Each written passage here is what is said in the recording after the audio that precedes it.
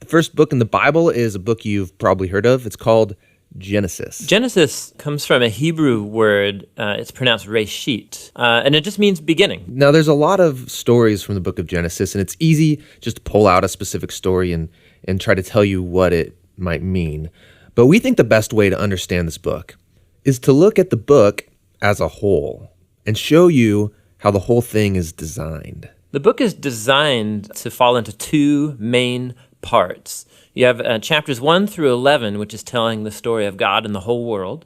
And then you have the second part, which is about God and Abraham's family. That's chapters 12 through 50. And how the two of those parts relate, that's where you find the message of the book. Okay, so let's start back at the beginning. The first part of Genesis begins with a creation story where God creates everything. And how exactly that happens, of course, that's where all the debates come. But he takes a dark, watery chaos and he turns it into a beautiful garden where humans can flourish. That sounds nice. It does sound nice. In fact, 7 different times God says of all that he's made that it's good.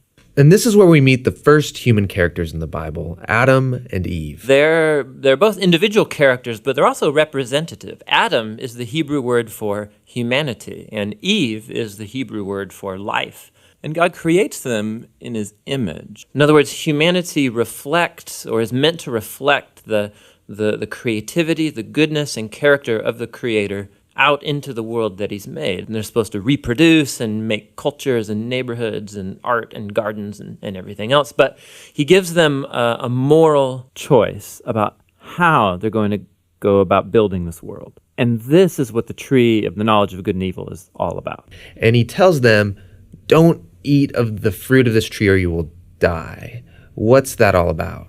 So up till now, God has been the one defining and providing what is good. And so God is the one with the knowledge of good and evil. But now this tree represents a choice.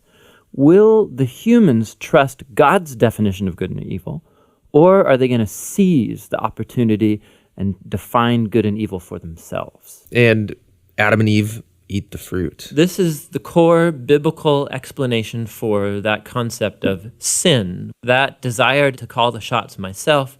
It's the inward turn of the human heart to do what's good for me and my tribe, even if it's at the expense of you and your tribe. And the problem is humans are horrible at defining good and evil without God. And so now that humanity's made this choice, things get really bad. So Genesis 3 through 11 is like tracing this downward spiral of all humanity. So Adam and Eve, they can't trust each other anymore. And so there's a little story about how they were naked and felt fine about it beforehand, but now they feel shameful because all of a sudden Adam's definition of good and evil might be different than Eve's, and so they hide from each other. Then there's another story of temptation. Cain is jealous of his brother Abel, and he gives in and kills him. There's a story right after Cain about a guy named Lamech, and all we know about Lamech is that he accumulates wives like property, and he sings songs about how he's a more violent, vengeful person than Cain ever was, and he's proud of it. Things get so bad with the human race that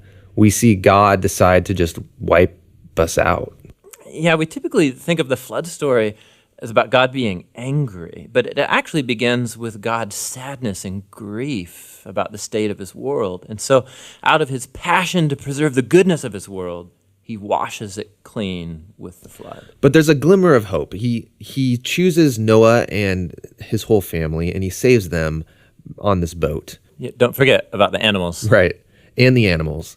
So Noah and his family are going to reboot all of humanity. I mean, he must be a pretty great guy. But this is the story most people don't know because it's kind of weird, is that Noah gets off the boat and he plants a vineyard and he gets totally plastered. And then something sketchy happens in his tent with his son. It's a tragic story. So from here, humanity grows again, but things are as bad as before. And the last story is the famous story of the Tower of Babel. And in this story, you have all of the nations uniting together to use this new technology they have, the brick. And they want to make a name for themselves and build this big city with a huge tower that will reach up to the gods. But God knows that this city will be a nightmare. And so in his mercy, he scatters them.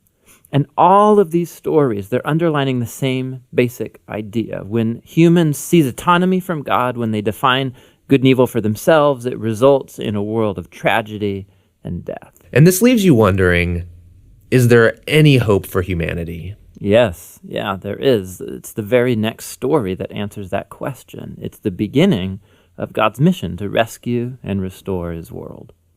Hey there, this is Tim. And this is John. We believe the best way to understand the Bible is to get a grasp of its overall storyline. One thing to know about Tim is that he got his doctorate in Hebrew, Bible, and Jewish studies, and he can sing in Hebrew. We're a